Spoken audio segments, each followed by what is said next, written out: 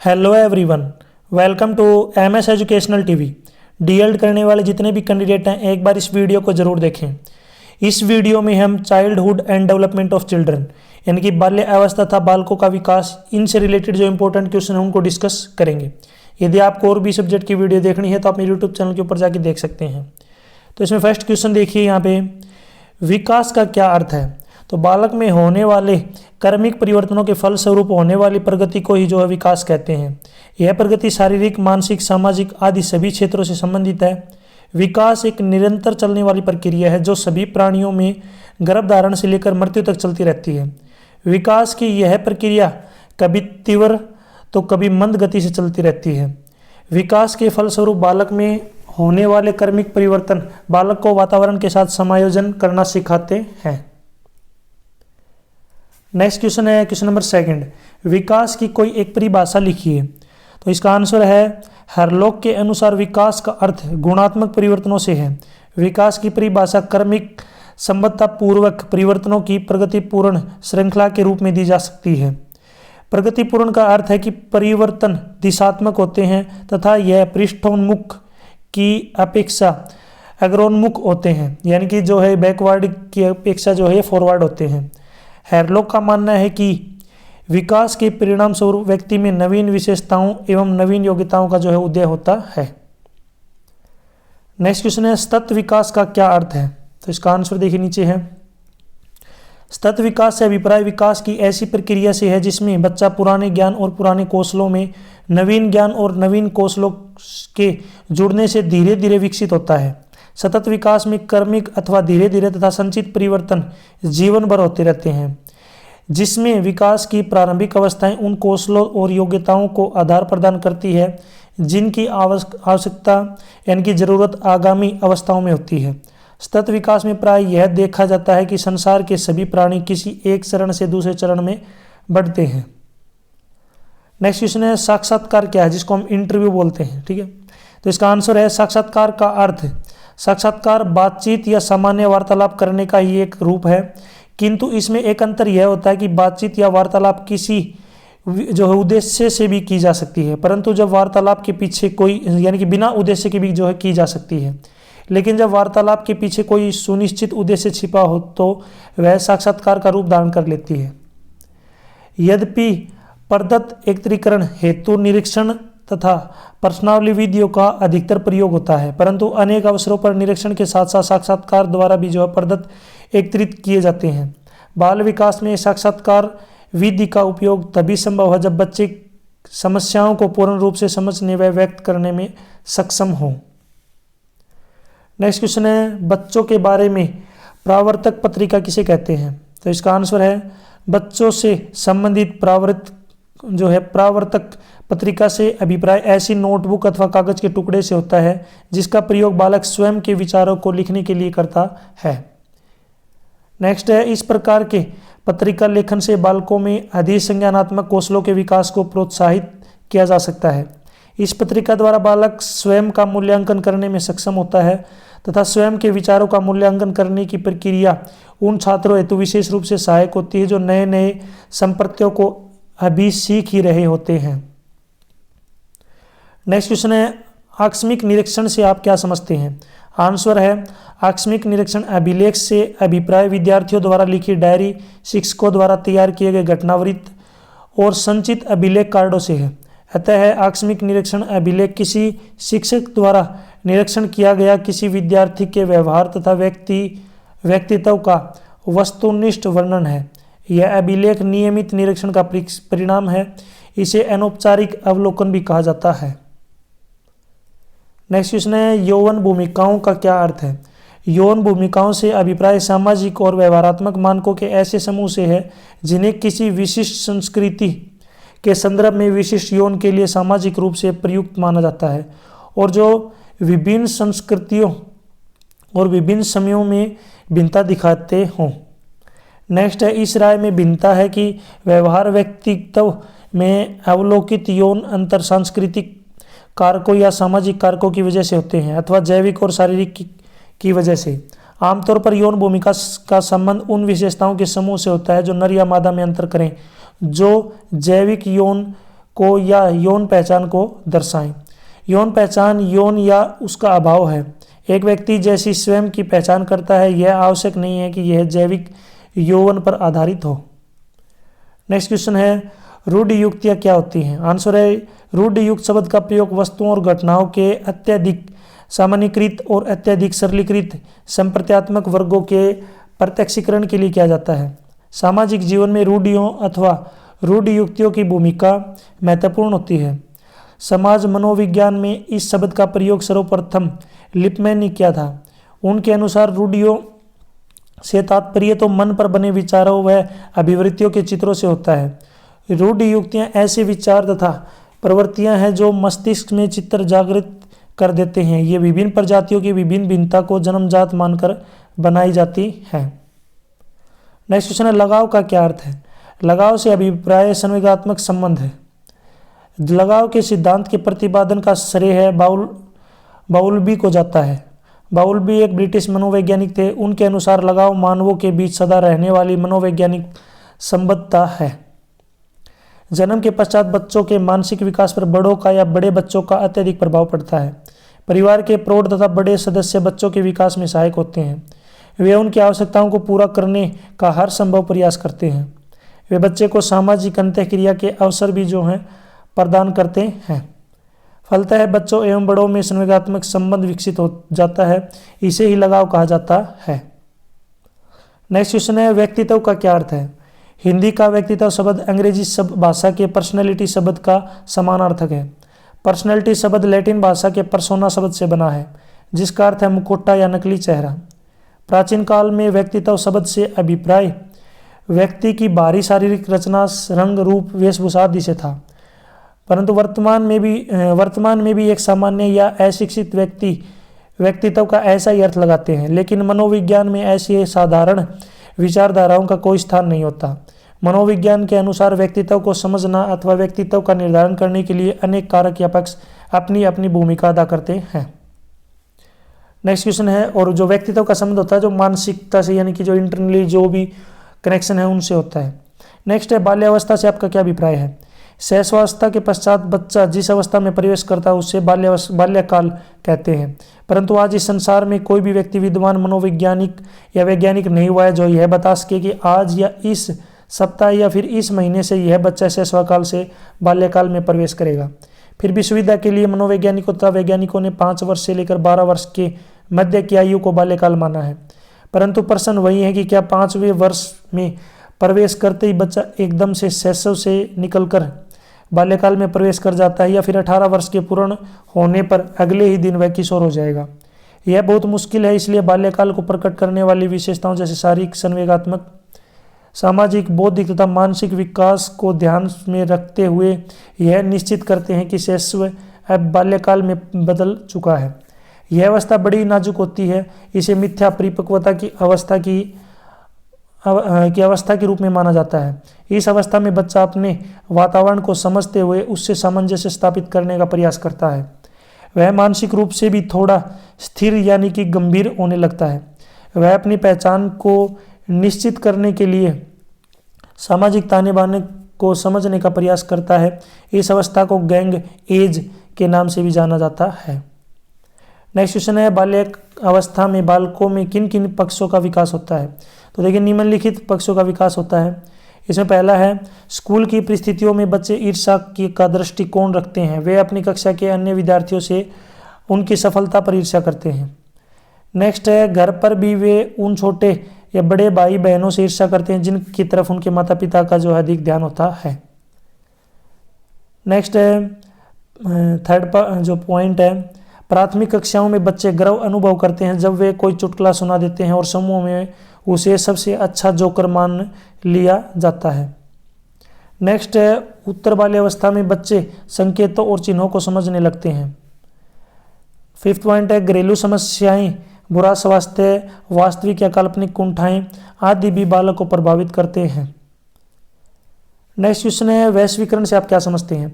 वैश्वीकरण का अर्थ आज विश्व में तेजी से परिवर्तन हो रहे हैं। ये परिवर्तन सामाजिक, आर्थिक, राजनीतिक, तकनीकी तथा शिक्षा आदि सभी क्षेत्रों में दिखाई देते हैं। वास्तव में वैश्वीकरण विश्व के विभिन्न देशों में परस्पर अंतःक्रिया की प्रक्रिया है।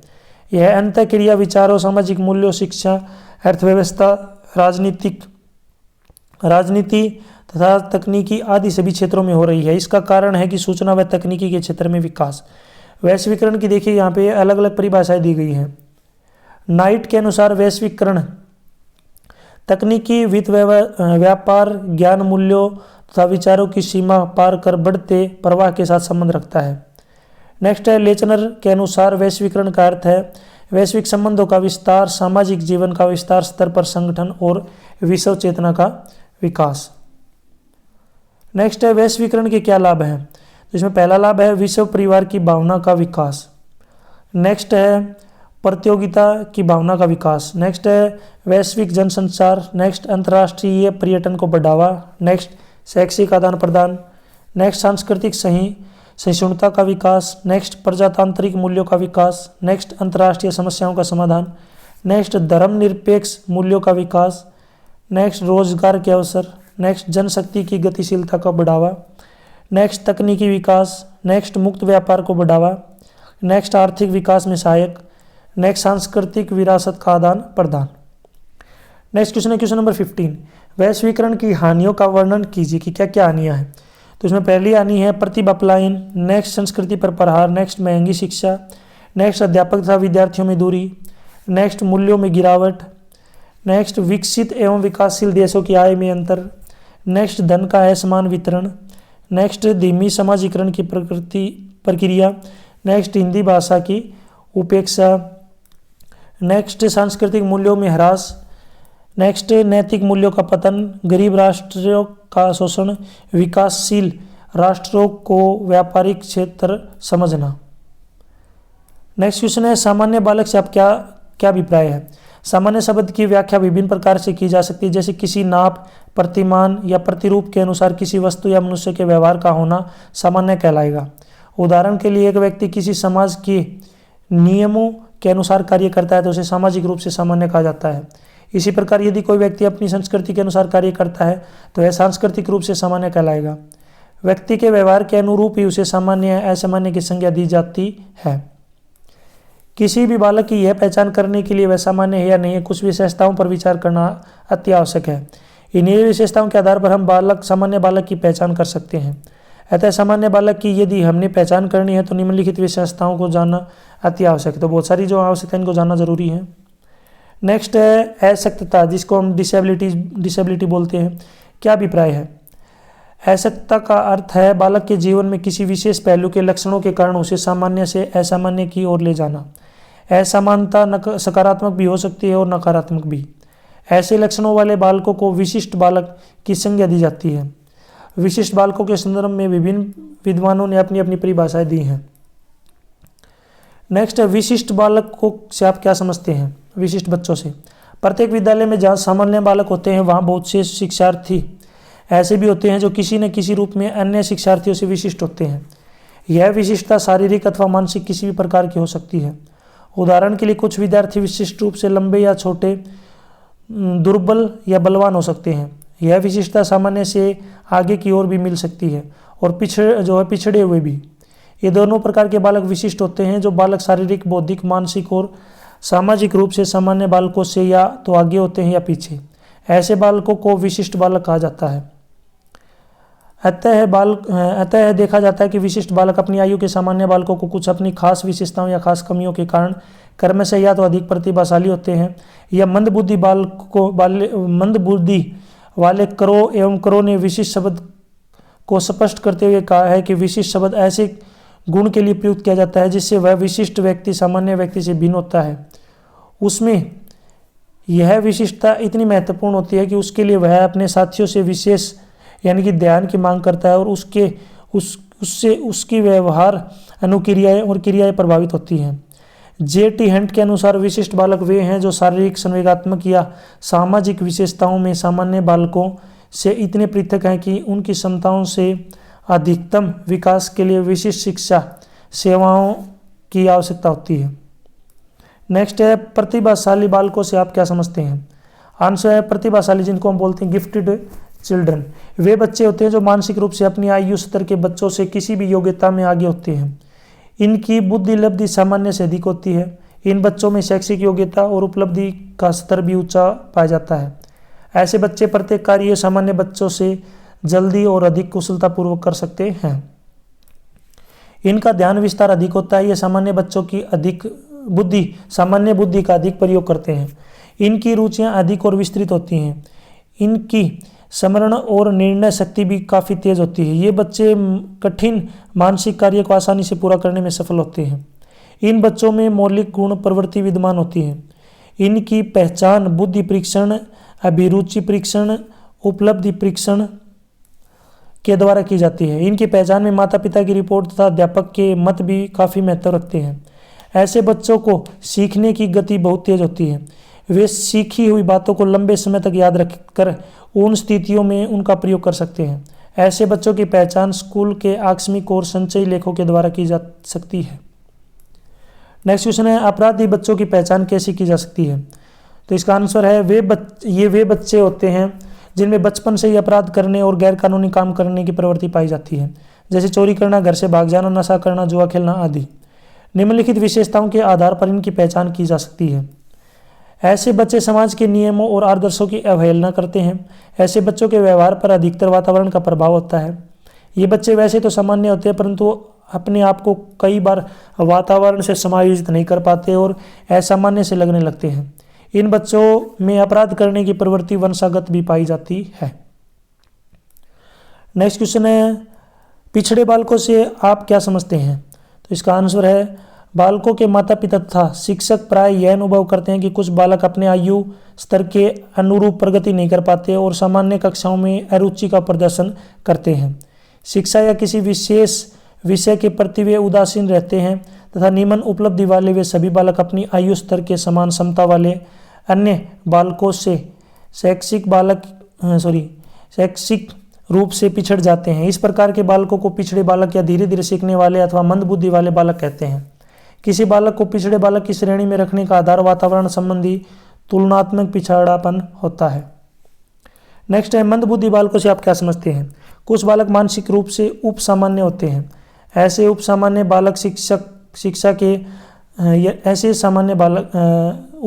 बालक शिक्षा में अध्यापक के शिक्षा कार्य को समझने में असमर्थ होते हैं या आसानी से समझ नहीं पाते हैं।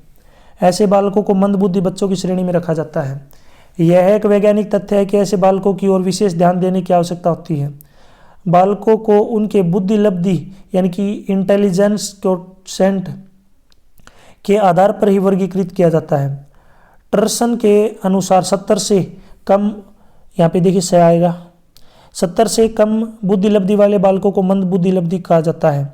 ऐसे बालक किसी भी शारीरिक और मानसिक रोग के कारण मंद बुद्धि का प्रदर्शन करते हैं और अपनी आयु स्तर के अनुसार किसी कार्य को करने में असमर्थ होते हैं। इस दोष का परिणाम यह होता है कि उसमें कई प्रकार की हीन ग्रंथियां पैदा हो जाती हैं। मंद बुद्धि बालक हर ओर से उपेक्षित रहते हैं। मानसिक रूप से पिछड़े ऐसे बालक संवेदनात्मक स्थिरता, सामाजिक परिपक्वता तथा बौद्धिक प्रवीणता से भी पिछड़े रहते हैं। कई बार ऐसे बच्चे शारीरिक रूप से तो परिपक्व हो जाते हैं, लेकिन उनका सामाजिक और संवेदनात्मक व्यवहार उनकी आयु के बच्चों से बहुत पिछड़ा हुआ होता है। नेक्स्ट है, शारीरिक रूप से अपंग बालकों के बारे में आप क्या जानते हैं? इसका आंसर है, शारीरिक रूप से अपंग वे बालक कहलाते हैं जो किसी भी प्रकार की शारीरिक क्रिया को पूर्ण रूप से करने में असमर्थ होते हैं, या जो अपाहिज या लूले लंगड़े होते हैं, अथवा जिनकी मांसपेशियां हड्डियां दोषपूर्ण ढंग से विकसित होती है। ऐसे बालकों में कोई न कोई शारीरिक अंग संबंधी दोष होता है और जो उसे साधारण प्रक्रिया में भाग लेने में बाधा डालता है।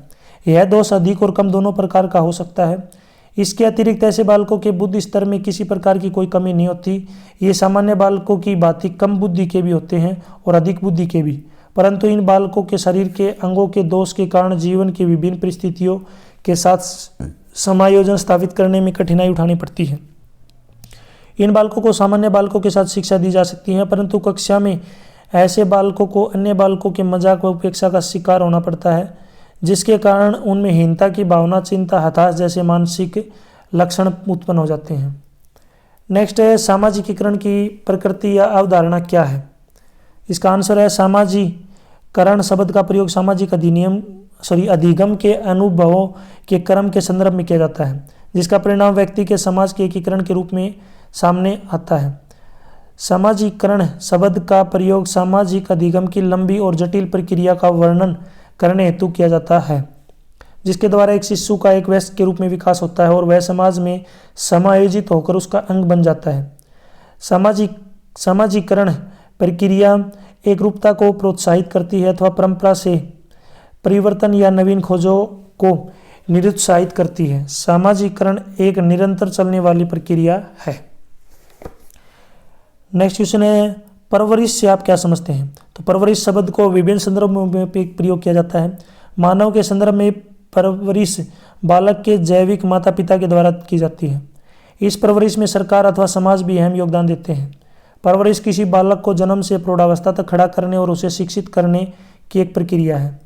यह सामान्यतः परिवार में माता पिता द्वारा की जाती है। अतः परवरिश को हम दूसरे शब्दों में ऐसे परिभाषित कर सकते हैं, प्राकृतिक माता पिता द्वारा बच्चे का ध्यान रखकर पालन पोषण और सुरक्षा करते हुए माता पिता की भूमिका निभाना परवरिश कहलाता है। नेक्स्ट क्वेश्चन है, क्रेंच से क्या अभिप्राय है? क्रेंच शब्द फ्रेंच भाषा का एक शब्द है जिसका अर्थ है डे केयर, अर्थात दिन भर देखभाल करना।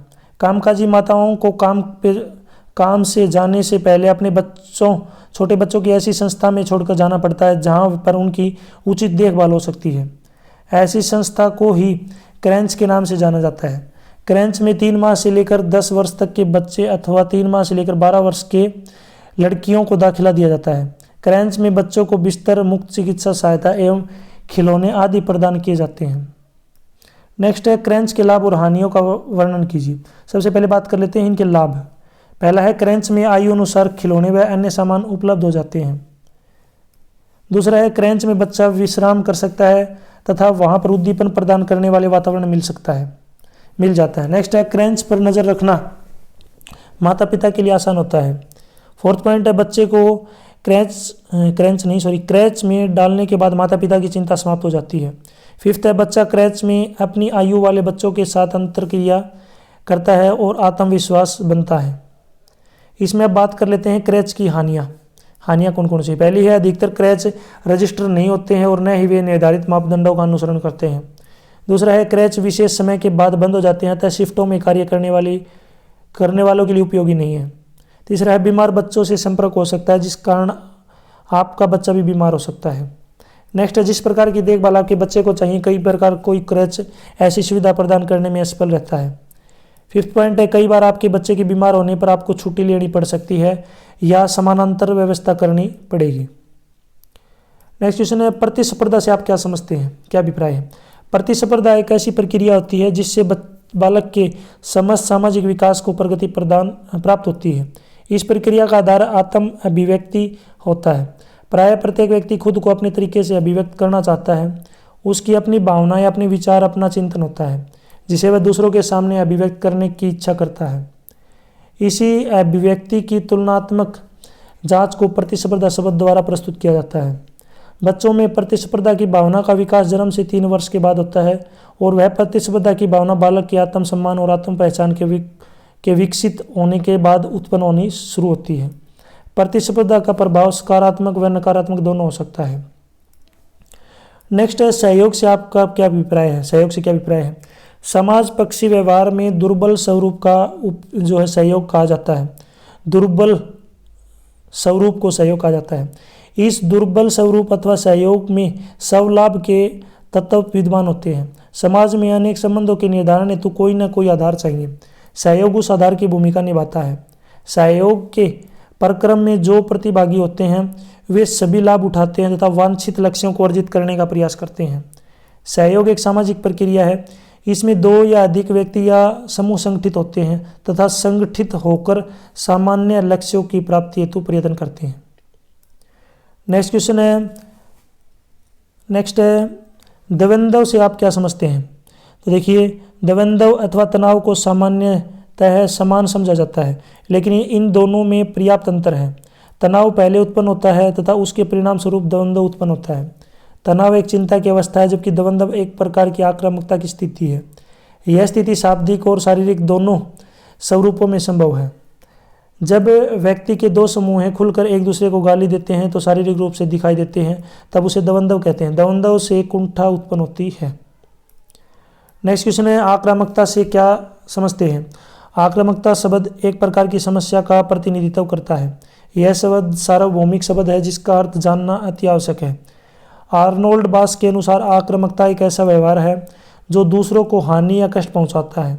कुछ ऐसी परिभाषा चैपलिन ने भी दी है। आक्रामकता से अभिप्राय दूसरों के प्रति प्रहार करना या हानि पहुंचाना, अनादर करना, उपहास व दुर्भावपूर्ण आरोप लगाना, सख्त दंड देना या परपीड़क व्यवहारों में लगे रहना। अतः आक्रामकता एक ऐसा व्यवहार है जिसमें दूसरों को नुकसान पहुंचाया जाता है।